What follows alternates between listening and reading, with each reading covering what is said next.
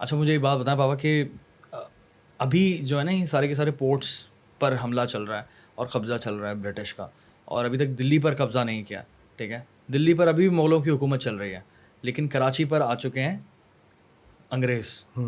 کراچی پہ کیوں ہیں؟ 1839 میں 1839 میں اس وقت جو ہے بہادر شاہ ظفر صاحب کی حکومت چل رہی تھی.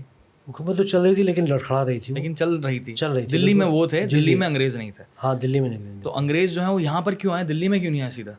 دلی میں آتے تو پورے ہندوستان پہ قبضہ ہو جاتا نا. کراچی کی کیا اہمیت تھی؟ اصل میں جو برٹش کی جو اسٹریٹجی رہی، جو میں نے پہلے بتایا کہ ان کی رہی کوسٹل ایریا کو کور کرنے کی، سائڈوں سے گریں گے ان کو، کیونکہ سائڈوں سے جب وہ آئیں گے تو وہ آہستہ آہستہ چلیں. کولکتہ سے بنگال سے دہلی جانے میں ان کو 100 سال لگے، پورے 100 سال. جی 1757 میں بنگال پہ قبضہ کیا پلاسے کی جنگ میں، اور 1857 میں دہلی پہ کیا، پورے 100 سال لگے ان کو. تو انگریز جو تھا نا وہ بہت تحمل سے، بہت سکون سے کام کرتے تھے، اور ان کی سب سے بڑی کوالٹی تھی کہ وہ جس جگہ قبضہ کرتے تھے وہاں کے لوگوں کو پتہ نہیں چلتا تھا کہ قبضہ کریں گے.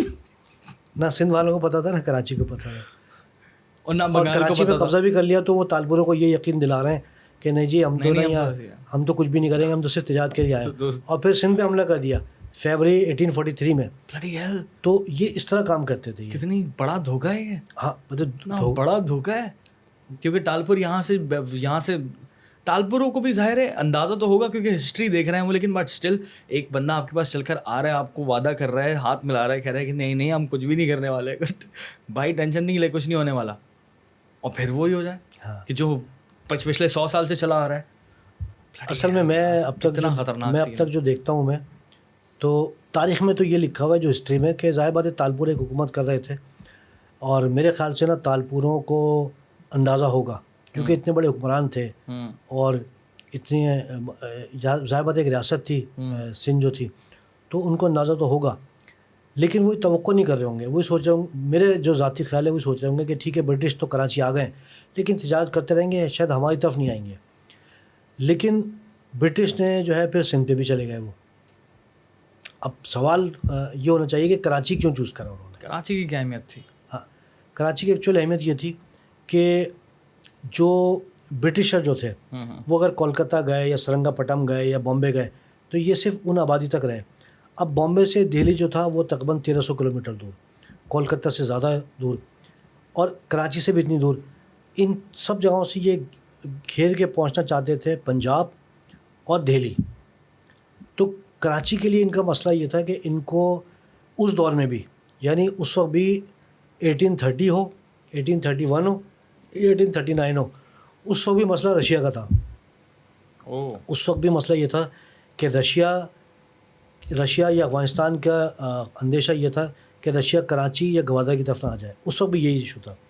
اس وقت جو برٹشر تھے وہ یہ سوچتے تھے، یہ کہتے تھے کہ کیونکہ رشیا ایک طاقت تو رہا ہے ہمیشہ سے، تو وہ یہ دیکھتے تھے کہ کہیں رشیا جو ہے وہ اس طرف نہ آ جائے، کراچی کی طرف نہ آ جائے.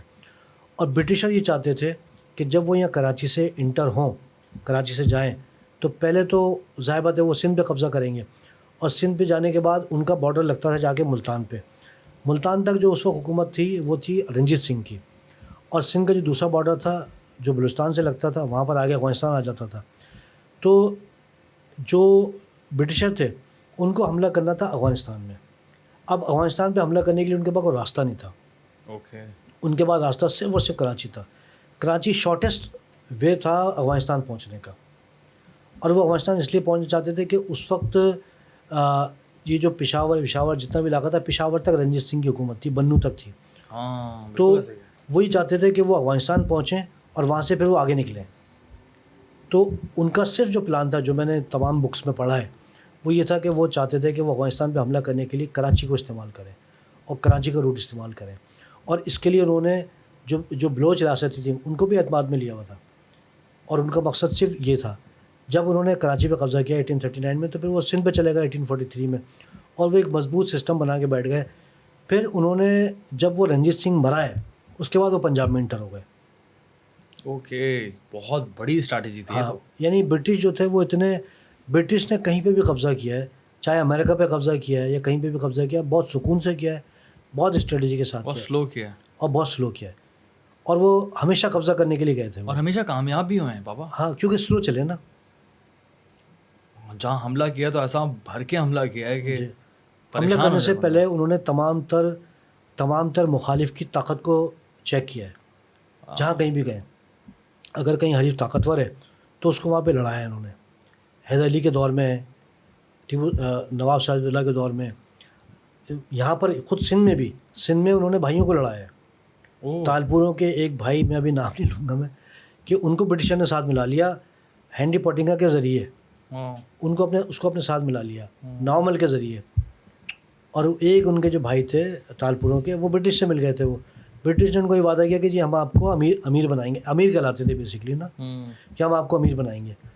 تو اس لیے وہ جناب جو ایک تالپور سردار تھے، یعنی 4 بھائیوں میں سے ایک بھائی، وہ انگریزوں سے مل گئے، لیکن ان کو بھی انہوں نے کوئی امیر نہیں بنایا. کیوں؟ کیسے بناتے وہ؟